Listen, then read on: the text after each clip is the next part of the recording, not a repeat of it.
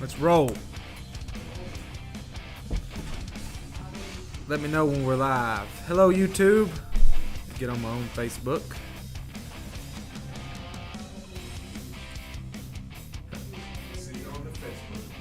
Hello, Facebook. How art thou today? Well, hello, everyone. Thank you for getting on here if you're watching. My name is Hayden McKee. I'm trying to find the stream on my Facebook so I can share it and my friends can see me. Hello, Jacob. Thank you for getting on. All right. Now we're ready. If you're on here watching this is Real Estate 101, where we try to give you some facts and insight of the real estate market here in Middle Tennessee. We are located in Murfreesboro, Tennessee. We work for the GoodTimeTommy team. And if you're watching this, whether it's now or later, just like the stream, give me a comment and say hey. And if you really love me, just click the share button and share it to everybody. I might say something that's helping. I might say something that helps someone that you know that's looking for a house right now, or trying to sell their house. Share the stream. or trying to sell their house. Share, sell, their house, all of the S's. Today what we're going to be talking about, or our topic is, are there any buyers left in the marketplace? If you're selling your house right now, that's probably a question that you're asking. If any buyers are left buying. And we have a large audience here today. Jacob's in the audience. It's standing room only. But there are buyers left. Buying has definitely leveled out than, say, from this time last year or this time in the past 2 years. But we still have buyers left. People are still buying houses. I'd say the days on the market has increased from last year. But I'd also say that inventory has gone up. So it's also giving people more time to look for houses. They have a lot more options. They can look at 10 houses rather than in the past 2 years. You might only have, be able to look at 1 or 2 houses, and then you're going to miss your time to put that offer in, and you could potentially miss that house. So days on the market are at an average of 14 days, and these are nationwide stats. We're located here in Murfreesboro. Hey, hello. You're distracting me. It's okay. But the average days on the market is 14 days, and that's up from this time last year. We were at an average of about 3 days on the market. And keep in mind that when it says 3 days, it really takes about 1 day. It takes a day for the websites to update. So things are really selling in a day or two. So in May of 2022, let's talk about what's happened in the last 3 months, because 3 months ago, the market was completely different than the market is now. I'll be the first to take responsibility that when I've priced the listings that I've had in the past month, I've priced them wrong. And the reason I priced them wrong is because I was looking at comps over the past 3 months. And your past 3 months comps right now are not good comps to go off of. Right now, we're having to look in the past 30 days. And in May of 2022, there was an average of 4.2 offers on houses, and 55% of the listings were sold for over asking price. In June, just a month after, average offers are at 3.4 and 51% over asking. Now here's where the switch happened. From June to July, we went from 3.4 to 2.8 average offers per house, and only 39% of listings going for over asking. So that shows right there in the stats that homes are still selling. They're not selling for as much as they were before, but they are still selling. And serious buyers are still actively looking. I know I've seen houses go under contract in 1 and 2 days, 3 days, and I think those houses are the houses that were priced aggressively. They were priced competitively to get offers in quick. Compared to 3 months ago, the houses were not priced the same as they were now. And 3 months ago, they probably would have sold for maybe 20 or 30 grand more than they are now. But houses that are priced right are still selling, and they are selling fast.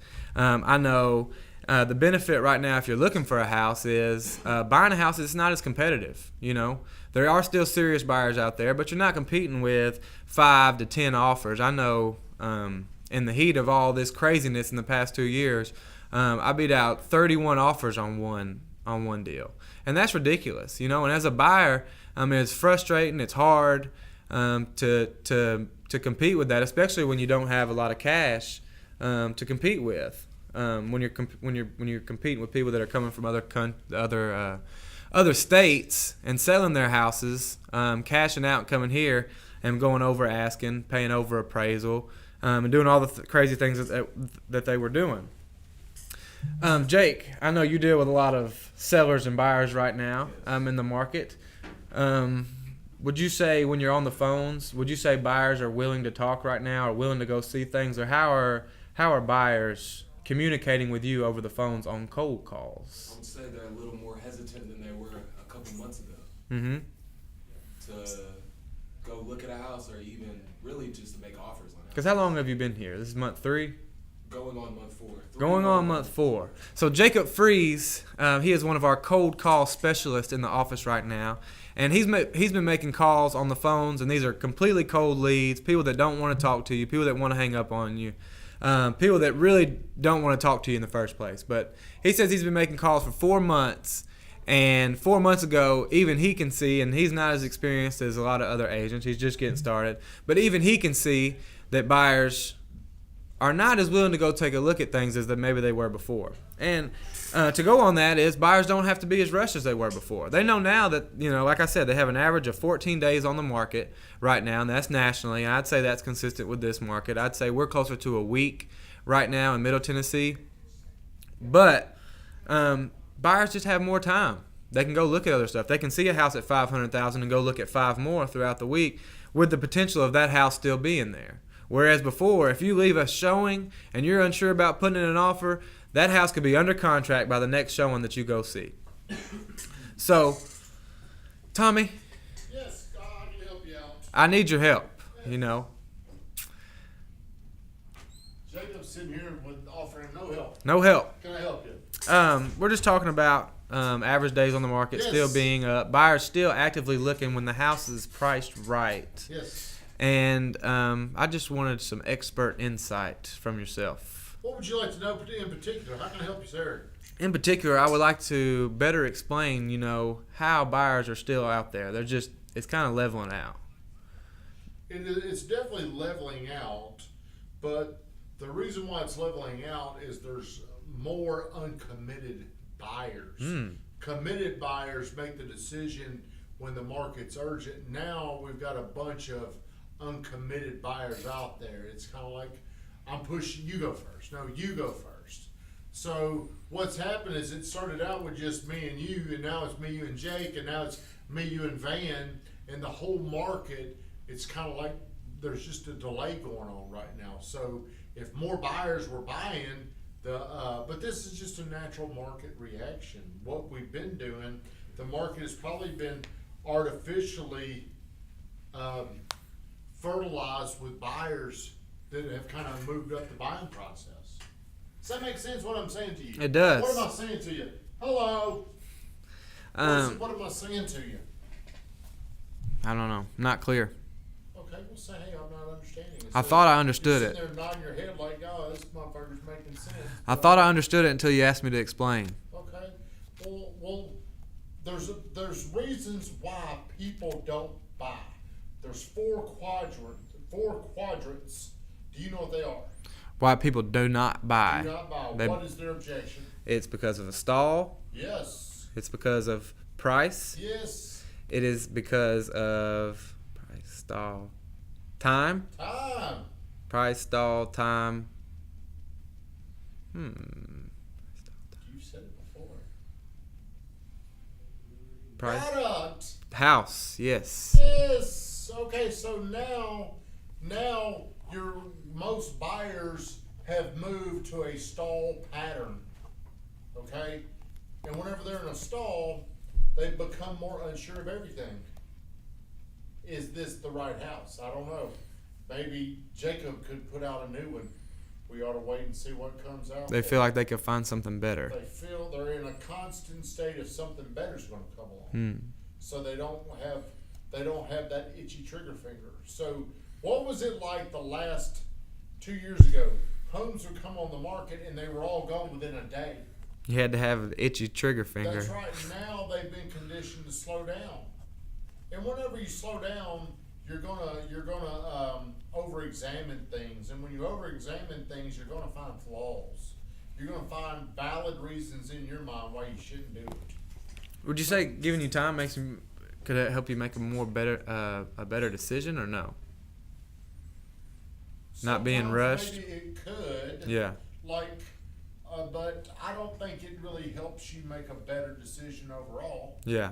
I don't know. It could help your timing. Make you feel better about it. It could help you. Like, what if you wanted to buy something but you didn't feel like it's right and the market's down 10%? You wouldn't do it. Next year, but you bought next year. Would you feel like that was a right thing to do? Some people might. Some people might, but what if they didn't get the house that they loved, and the house that they got the same house for $30,000 less dollars, a similar house, but they didn't love it as much? Would that be worth it to them? Maybe. Maybe, but what if you loved it? There's two reasons why people buy something. They either fall in love or it solves a problem. Or it solves a problem. A lot of people right now can't fall in love because they're too guarded right now. With uncertainty. And it only takes, as you can see, are buyers still out there? Yes. Okay, so they're still out there buying, but you can sense when they hesitate just a little, a lot more buyers are like, a lot more uncommitted buyers are on the market. Mm-hmm. They're waiting, they want to see what's going to happen. If they knew for certain, they'd go ahead and buy. Yeah. But there's things holding them back right now. We're looking into the future. We see a potential slowdown. We see a potential recession. There's just so many unknown variables. Yeah, and this is a question I got, because you always got people that are going to wait. They feel like, oh, they want to see what the market's. What's the difference? Are they the same, or what's the difference between the people that were waiting before as like, man, I don't know, I don't trust what's going to happen, something's going to crash, to whereas now things are going down, they're like, oh, well, I don't know if it's going to get worse, if it's going to get better. Are those the same people, or is there any difference because it's the market? I think that's hard to answer correctly, but I would say you were probably talking to people when you first got here that were going to wait. They missed some of the best appreciation ever. And they're still waiting. But I just feel like there's enough demand moving into our market where I don't see a huge price correction. And the longer, I feel like the longer it takes for prices to fall, the more stable we become. So people are still buying. I mean, it ain't like they've just stopped. So the people should probably focus on ways to make more money to get the house that they want. That's what I do. I just find, hey, I gotta find a way to make more money. I'm not gonna, my only investment is not gonna be this house. Some people, I think, they're so scared because everything that they own is tied up in their house. Yeah. Well, how could they change that? Sell their house? No. How, I mean, most people, they've got money thinking problems. The way they think about money's wrong. And the way they make their decisions are wrong because they start with the wrong thing in mind. Does that make sense? It does. What are you laughing at? I'm just smiling. About what? About taking over your show? No, you saving my show. I was drowning. I needed you. Bless you. Yes, but when you're with clients, do you ever run out of things to say? I asked him a question. There you go. That's why I asked you. Well, who's on there? Ask somebody a question that's on there. This is good preparation. John Arbor. He said start a business. What's your question, Van? Ask this guy over there that's just standing like, what's his question? I asked him a question if he feels like his calls have Van's changed. got a question. Van? Yeah, my question is help me understand why we need to change the comps that we're using to more recent comps. Because let me tell you what to tell them. Okay. The way we were doing it, whenever we're in such a seller's market, we were looking for 3 comps to justify our list price. When we're shifting towards an equilibrium like in between the sellers and a buyer's market. Now we're focused on competition that's out there.